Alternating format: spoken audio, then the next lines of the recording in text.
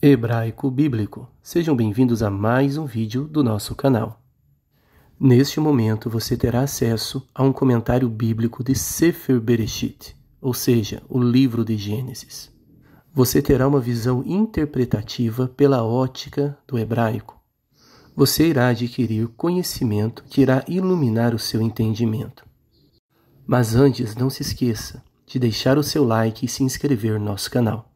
Nós também temos conteúdos exclusivos para membros. Seja membro e tenha acesso a vídeos exclusivos de curso de hebraico básico. Então vamos lá. Quais são os mistérios contidos em Sefer Bereshit? Sefer Bereshit é o primeiro livro da Torá, primeiro livro do Tanar. A Torá é a lei de Moshe. A teologia sistemática estuda a Torá com a nomenclatura de Pentateuco. São os 5 primeiros livros do Tanar, da Bíblia, do Antigo Testamento. A Torá contém 5 livros. Podemos chamar os 5 primeiros livros, a Torá também de Humash. São eles Bereshit, Shemot, Vaikra, Bamidbar e Devarim, talvez conhecidos por você como Gênesis, Êxodo, Levítico, Números e Deuteronômio. A Torá é a primeira parte do Tanar. O Tanar é conhecido pelos cristãos como o Antigo Testamento. O Tanar é dividido entre Torá, Nevim e Ketuvim, que seria a lei, os profetas e os escritos. Sefer Bereshit é o primeiro livro da Torá. Bereshit é o nome do livro. E qual que é o significado, a ideia por trás do nome? Primeiramente, o nome significa no princípio. É a junção do prefixo be e a palavra reshit. Be significa no. Reshit significa começo, princípio. Bereshit contém 6 letras. A letra Bet, letra Resh, Aleph, Shin, Yud e Tav. Na pictografia hebraica, cada letra ela representa uma imagem. A letra Bet é uma casa, a letra Resh é uma cabeça, a letra Aleph é um boi, a letra Shin são dentes, a letra Yud é uma mão e a letra Tav é uma cruz, uma marca. Moshe é o autor de Bereshit. Foi ele quem escreveu Bereshit. E ele escreveu Bereshit para os israelitas que estavam peregrinando no deserto rumo à terra de Canaã. Nós temos o autor, Moshe, e nós temos os destinatários originais, que eram os Bene Israel, os filhos de Israel. E ele começa Sefer Bereshit com a palavra Bereshit, no princípio, trazendo a ideia que todas as coisas tiveram um princípio, um começo. Nós vemos em Bereshit o começo da matéria, o começo do tempo, o começo do espaço. Quem começou Bereshit? Quem começou foi o Eterno. Ele quem criou, ele quem começou, ele quem deu o início. Antes de Bereshit não havia tempo, não havia espaço. E o texto de Bereshit começa assim: Bereshit bara Elohim. No princípio criou Deus. A palavra, o verbo bará, significa criou. A palavra bará, ela só se refere, só é proferida, só é usada pelo Eterno. Somente Ele quem cria. Em todo o Tanar, esta palavra, bará, ela só é usada pelo Eterno. Não tem nenhum outro sujeito, em nenhuma frase, em nenhuma oração, que usa bará. Bará é de uso exclusivo do Eterno. Traz a ideia de uma criação criada a partir do nada. Bereshit bará, no princípio criou. Criou a partir do quê? Criou a partir do nada. Ele criou. Deus, o Eterno, ele trouxe a existência. E a palavra para se referir ao Eterno é uma das palavras usadas para se referir a ele, que é a palavra Elohim. Elohim é o plural de El. Elohim é usado no sentido majestático da palavra, trazendo a ideia de poderio, trazendo a ideia de poder. Elohim aqui é usado para contraste com os deuses do Egito.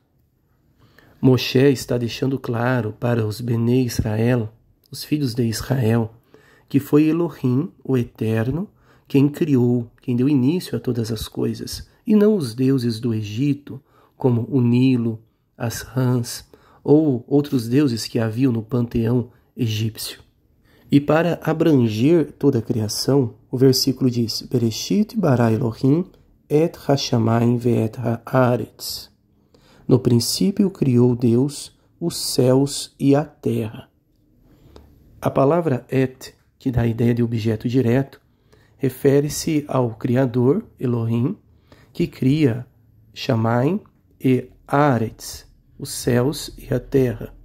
A palavra céus no hebraico, ela sempre aparece em sua forma plural, Shamayim, dando a ideia de pluralidade de mais de um céu, dando a ideia que existe mais dimensões existenciais no plano espiritual. Ve'et haaretz, e a terra. A palavra haaretz se refere à terra, dando a ideia que o centro do assunto aqui é a terra. Sefer Bereshit não é um compêndio de ciências humanas, mas traz ideias teológicas, ideias de conhecimentos espirituais a respeito da criação. Nós não encontramos ou não devemos procurar em Sefer Bereshit um conhecimento científico sobre a criação. A intencionalidade de Sefer Bereshit é mostrar que Deus é o Criador de todas as coisas. Bereshit é o livro dos princípios, é o livro do começo. Fala do primeiro homem, da primeira mulher, primeiro casamento. Fala dos primeiros animais. Descreve a origem das primeiras civilizações. Descreve também o primeiro pecado. Aparece também a primeira morte descrita na história. Nós temos várias maneiras de dividir a estrutura de Sefer Bereshit, mas uma delas é dividindo em gerações. Nós temos a expressão Toldot, que significa gerações. Durante os 50 capítulos de Sefer Bereshit, a palavra Toldot aparece 11 vezes. A primeira aparição de Toldot é em Bereshit Perek Bet, ou seja, Gênesis capítulo de número 2, o versículo 4, que diz: Ele Toldot Hashamayim ve'haaretz. Estas são as gerações dos céus e da terra. Outra maneira de dividir Sefer Bereshit são em Parashot, que significa semanas. A palavra semana, Parashá. Sefer Bereshit é dividido em 12 Parashot. A primeira Parashá que nós temos é a Parashá Bereshit, que vai do capítulo 1 ao capítulo 6, versículo 8. Bereshit, no princípio. Este é o início da Torá, que descreve a criação do mundo. A segunda Parashá é a Parashá de Noach, o nome de Noé, que é um personagem central nessa Parashá, descrevendo o dilúvio. Na sequência nós temos Lech Lechá, vá para ti. Esta Parashá começa com Deus instruindo Abraão a sair de sua terra natal. Depois nós temos Vaiera, e apareceu. Refere-se à aparição do Eterno a Avraham e inclui a história da visita dos anjos a Avraham. Na quinta Parashá nós temos Haye Sara, vida de Sara. Relata a morte de Sara e a busca de uma esposa para Isaac. Próxima Parashá nós temos Toldot, gerações. Inicia a história da descendência de Isaac. Sétima Parashá nós temos Vayetze, e saiu. Descreve a jornada de Yaakov para Padan Aram. Oitava Parashá nós lemos Vaishlach, e ele enviou. aborda o encontro de Yaakov com Esaú. Próxima paraxá nós temos Vayeshev, e ele habitou. Inclui a história de Yaakov e seus irmãos. Na 10ª paraxá nós temos Miketz, ao fim.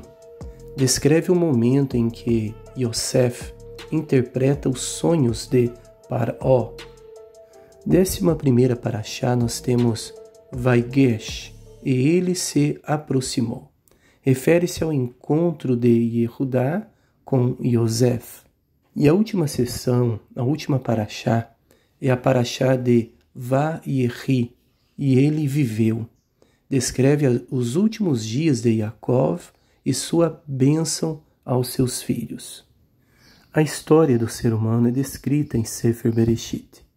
O começo da história conta que o Eterno havia criado o homem, Adão, e deu a ele sua esposa, Havá, Eva. O Eterno havia também plantado Gan Eden, um jardim no Éden. E o Eterno colocou Adão e Havá no Éden para que eles pudessem viver ali, e ali eles fossem provados. No jardim, o Eterno havia plantado várias árvores, entre elas 2 árvores muito especiais. A primeira era Etz Haim, a árvore da vida.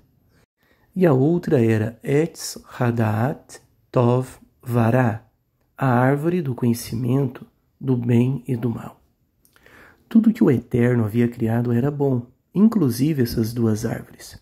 Porém, o Eterno havia proibido Adão e sua esposa Havá a comer da árvore do conhecimento do bem e do mal. Porém, apareceu em Gan Eden, Nahash, a serpente, e conversou com a mulher e a enganou.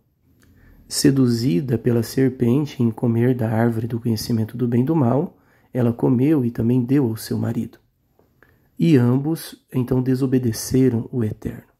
Então o Eterno aparece no jardim do Éden e expulsa o casal do jardim do Éden, para que eles não tivessem acesso a Etz Haim, a árvore da vida, e vivessem eternamente. Expulsos uma vez do jardim, agora eles estavam distantes do Eterno. E distantes do Eterno eles iriam sofrer, iriam trabalhar com trabalho duro, com sofrimento. Em Sefer Bereshit, capítulo 3, versículo 17, diz que maldita é a terra por causa de Adão. Nós vemos que toda a terra foi amaldiçoada, toda a criação foi amaldiçoada por causa da desobediência de Adão. Agora, Adão e sua esposa, longe da presença do Eterno, vão ter filhos. O primeiro filho é o Caim, o segundo filho é o Abel. E em Perek Dalet, capítulo 4 de Sefer Bereshit, nós temos ali o primeiro homicídio descrito na história. Caim mata seu irmão Havel, Abel. Do capítulo 4 até o capítulo 6, nós temos o desenvolvimento da sociedade pré-diluviana. Adão e sua esposa Havá têm um filho chamado Sete, e de Sete nós temos ali uma linhagem descrita do capítulo 4 ao capítulo 6. E também temos uma outra linhagem, a linhagem de Caim, descrita no mesmo período. Nós vemos então o desenvolvimento daquela sociedade, tanto com nomes descritos, como também com a tecnologia da época. Nós vemos ali metalúrgica, nós vemos ali a música, nós vemos a construção de cidades urbanas. Desenvolveu-se então uma sociedade pré-diluviana. No capítulo de número 6 até o capítulo de número 8, nós temos a história do dilúvio. O capítulo 6 começa dizendo que aquela sociedade havia se corrompido. O capítulo 6 diz assim: Va'ir'u venecha Elohim et benot Adam. Em português, geralmente nós temos a seguinte tradução: E viu os filhos de Deus, as filhas dos homens. Mas a tradução aqui pode também ser feita da seguinte maneira: E viu os filhos dos reis, dos poderosos da época, as filhas dos homens. Neste vídeo, nós defendemos a segunda tradução, que diz que os filhos dos poderosos viram as filhas dos homens. A ideia seria mais ou menos como se os reis daquela época vissem as mulheres belas daquela época e fizessem para si haréns. Havia ali então reis polígamos, com muitas mulheres.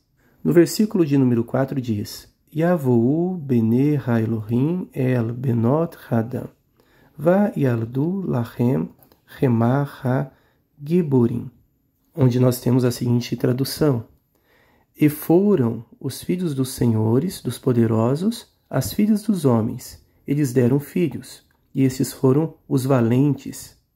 No versículo de número 4, na parte A, nós também lemos: Ha-nefilim hayu va'aretz, e havia nefilim na terra. A palavra nefilim, infelizmente traduzida pela maioria das traduções em português, traduz pela palavra gigantes. Talvez uma herança da tradução da Septuaginta grega, onde traduziu o mesmo texto pela expressão hebraica megalos antropos, que significa homens grandes.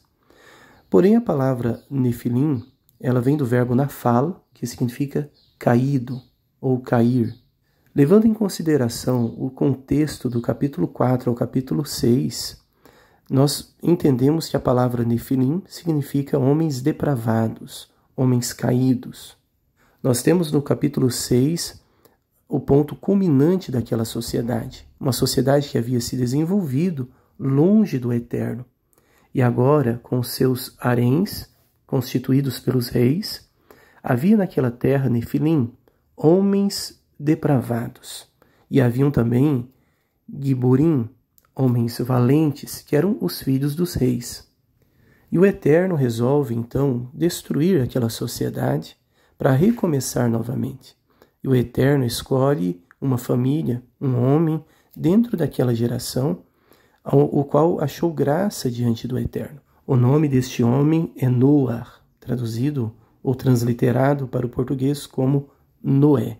Capítulo 8 é o fim do dilúvio, capítulo 9 eles saem da arca, e ali então o Eterno os abençoa, faz uma aliança com Noar e com os seus filhos. Perek Yud, capítulo 10, nós lemos a seguinte expressão: Vele toldot bene Noar, Shem, Ham, Vayafet. Estas são as gerações dos filhos de Noé, Sem, Cam e Jafé. O primeiro filho de Noar, Shem, que nós temos nas nossas Bíblias como Sem, dá origem ao povo semita e será o antecedente dos filhos de Israel. A palavra Shem significa nome. Nós temos em Shem já o prelúdio do livro de Shemot, que é o livro do Êxodo. Shemot é o plural de Shem. Shem significa nome, Shemot, nomes. Por que é importante esse personagem Shem? Porque no capítulo de número 11, nós temos a história da torre em Babel. Quando os homens ali havia somente uma língua, somente uma linguagem, talvez fosse o ivrit, o hebraico, e então o Eterno vai confundir a linguagem deles. Mas o que eles estavam fazendo ali em Babel? Eles estavam construindo uma torre muito alta que alcançasse os céus, porque eles queriam estabelecer um nome, Shem. Porém, é em Shem, o filho de Noar, que será estabelecido o nome. Nós chamamos o Eterno hoje de Hashem, que significa o nome. Nós temos aqui uma profundidade de detalhes, onde somente no hebraico nós encontramos esta significância para o texto original. Perek Yod Bet, capítulo de número 12, nós temos a chamada de Avram da terra de Ur dos Caldeus para a terra de Canaã. O versículo de número 1 nós lemos: Vayomer Adonai el Avram, lech lecha me'aretzecha, umi moladetecha, umi beit avicha, el haaretz asher areka. E o Eterno disse a Abrão: Vai-te de tua terra, da tua parentela e da casa de teu pai, para a terra que te mostrarei. Este é um dos textos mais emocionantes da Torá, de Sefer Bereshit. A ênfase em Avraham vai do capítulo 12 até o capítulo 22, quando é transferido para o seu filho Isaac. Do capítulo 12 ao 22 nós temos a migração para a terra prometida, livramento do Egito, Ló é separado da terra, vitória sobre os reis orientais, aliança do Eterno é ratificada, Agar e Ismael são rejeitados, a aliança do Eterno é confirmada, o filho de Sara é anunciado, Ló é resgatado de Sodoma, proteção dos filisteus, nascimento de Isaque e bênção na terra, e o juramento do Eterno de abençoar o mundo através da descendência de Avraham. No capítulo 22 nós temos o Eterno testando a Avraham sobre o seu amor incondicional a ele. Em Perek, Kaf, Bet, capítulo 22 nós lemos: Vayehi achar hadevarim, haile, vecha Elohim, nisa et Avraham. E depois destas coisas, o Deus tentou a Abrão. Nós temos agora, nos capítulos a seguir, nós temos a continuação da história de Avraham e da família de Avraham. Nós temos a história de Isaac, depois Isaac, junto com Rebeca, terão 2 filhos, que será Esaú e Jacó. Nós vemos que quando Rebeca vai dar à luz, ela vai dar à luz a gêmeos. E o primeiro que sai é Esaú. E a Bíblia diz que Jacó, ele nasce com a mão agarrada no calcanhar de seu irmão. Por isso que os pais colocam o nome dele de Yaakov. Yaakov não significa ladrão e nem suplantador. Yaakov literalmente significa uma mão no calcanhar. A letra Yud, que é a pictografia de uma mão, e a palavra Ekev, que significa calcanhar. Então é uma mão no calcanhar. Talvez os pais acharam até curioso o nascimento dele e colocou o nascimento conforme a atitude que ele teve no dia do nascimento de estar agarradinho no calcanhar de seu irmão. Com certeza não houve a intencionalidade de colocar um nome pejorativo em seu filho.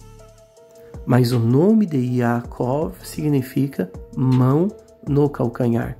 Esta é a ideia principal, etimológica da palavra Yaakov.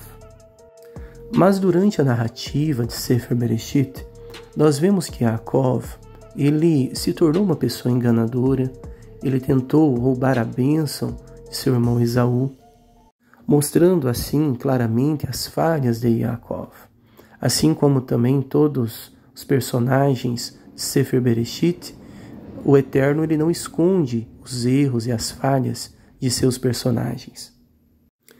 E agora, por causa do engano que Yaakov faz ao seu irmão Esaú e ao seu pai Isaac, ele vai ter que ir embora para a terra de Ur dos Caldeus, para Padã Aram. E ali em Padã Aram, ele vai casar-se com Raquel e com Leia. E ali em Padã Aram, ele vai viver durante 20 anos. E ali em Padã Aram, ele vai ter 11 filhos. Porque o filho mais novo, Beniamim, ele já vai nascer na terra de Canaã, quando ele voltar após os 20 anos de exílio ali na terra de Padã Aram. Na sequência, nós temos no capítulo 37 o início da narrativa sobre Yosef. Yosef, ele tem sonhos, e nesses sonhos é revelado a ele o futuro. Porém, ao contar o seu sonho ao seu pai Yaakov e aos seus irmãos, ele é mal interpretado. Os irmãos, movidos por inveja, vendem Yosef como escravo para os ismaelitas, e os ismaelitas vendem ele para o Egito. Mas na narrativa da Torá de Sefer Bereshit, nós vemos a soberania do Eterno. O Eterno estava vendo lá no futuro, provendo aos filhos de Yaakov providência, salvação. Yosef ali, ele trabalha, conquista um espaço, depois ele é preso injustamente, acusado por assédio sexual, e por último ele é liberto da prisão e colocado como segundo mandatário do Egito. Quando vem os anos de seca no Egito, Yosef ele tem possibilidade de ajudar os seus irmãos e salvar a sua família. Não somente salvar a família, mas salvar também o país do Egito de uma seca muito grave que veio sobre o país. Nós devemos lembrar que Sefer Bereshit foi escrito por Moshe para os filhos de Israel quando estes estavam saindo do Egito. E Sefer Bereshit explica o porquê que os filhos de Israel haviam descido para o Egito. Nos anos de seca que houve no Egito, Yosef estava no Egito, e então seus irmãos que estavam em Canaã desceram ao Egito para buscar alimento. E foram surpreendidos pela presença de seu irmão que havia sido vendido por eles como escravo. A narrativa é longa, mas nós conhecemos a história. Yosef, por final, se revela aos seus irmãos e manda trazer Yaakov para morar no Egito.